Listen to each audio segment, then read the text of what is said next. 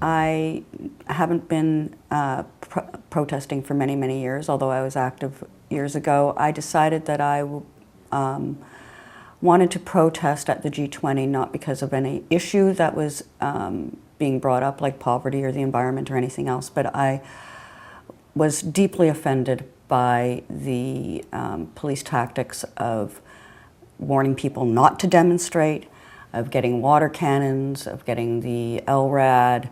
That's what I was going out to protest. I don't belong to any group. Nothing like that. On Saturday, June 26th, I went to the big demonstration that started at Queen's Park, organized by the labor movement, and joined in behind Oxfam. It was just random choice. And then they came out, a huge amount of police came out running down the sidewalk, beating their shields in riot gear, and surrounded the consulate and came up right to the fence to make sure that Oxfam didn't invade the US consulate. Then somebody came along and said that you could get down to the fence if you walked down Yonge Street. They were allowing people to go down, and that I sort of felt was the whole purpose of being out there. There were no problems. We were talking to the police at the fence. One thing I noticed there was that a lot of the police officers had no name tags and no badges. So I was asking them why they didn't have any badges, and I was doing it in a very friendly way. I was saying, "My name's Sherry, what's yours?" And a lot of them were laughing.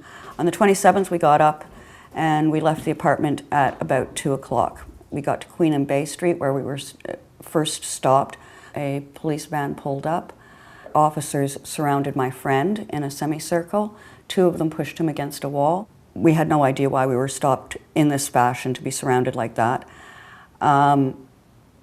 They threatened my friend. They said, "Just give me a reason to shoot you. I'm going to break your hands." I said, I'm old. I'm too old to be a rabble rouser. And one of the cops that were guarding my friend said, "Well, you were pretty mouthy at the fence yesterday." So obviously they recognized us from the fence. Miraculously, they let us go.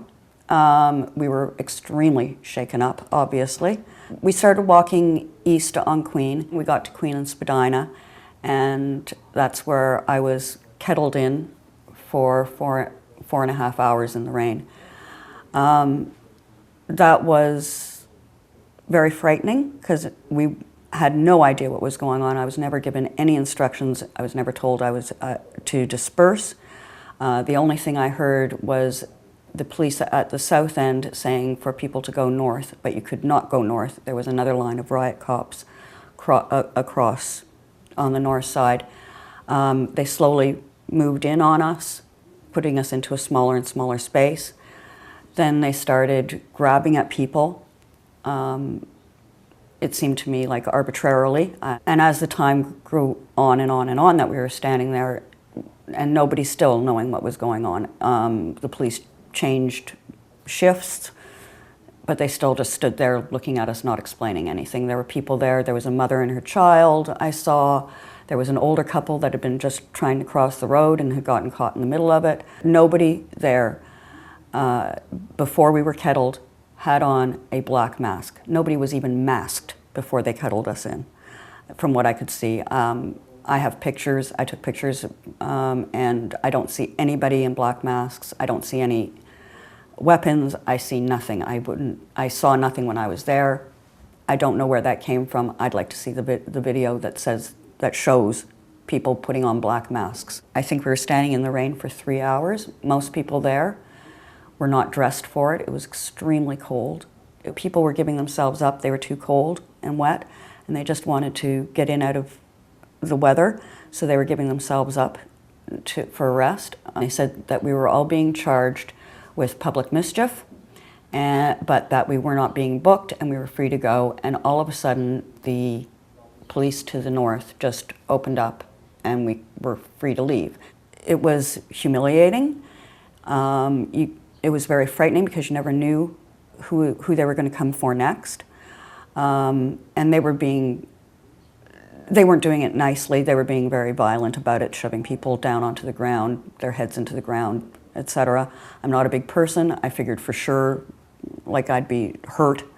And as we were walking away, there were two police officers on bicycles, and they looked at us and said, "Have a nice evening," which was just like putting the key in and knife in and twisting. We got a cab. The cab driver was from Afghanistan. He said if he didn't have 5 babies at home, he would have been out on the streets with us. He refused the money. He said we were heroes. Since then, I've had panic attacks, something I used to make fun of people for having. I used to think, just get over it. I find myself crying and being very nervous when I'm out in public. I try not to go out too much on my own. I have to get to work every day, and I manage that, but I'm often on my cell phone talking to somebody to make sure I get there okay. I am extremely afraid that the police will come at any time and pick me up. It's very frightening, and it's very frightening not wanting to call the police, because they're the ones you're supposed to call if you're scared, but they're the ones I'm scared of now. And I just wanted to say one other thing, and that is to people who are told that demonstrating doesn't work. I was out on the streets in the 80s. There would be no gay marriage today if we hadn't been out on the streets. There would be no choice today for women if we hadn't been out on the streets. Don't let them tell you it doesn't work. It does. I was told that. I believed it. I no longer believe it. It does work to be out on the streets. If you're loud and proud, things change, and that's the only way things change. Thank you.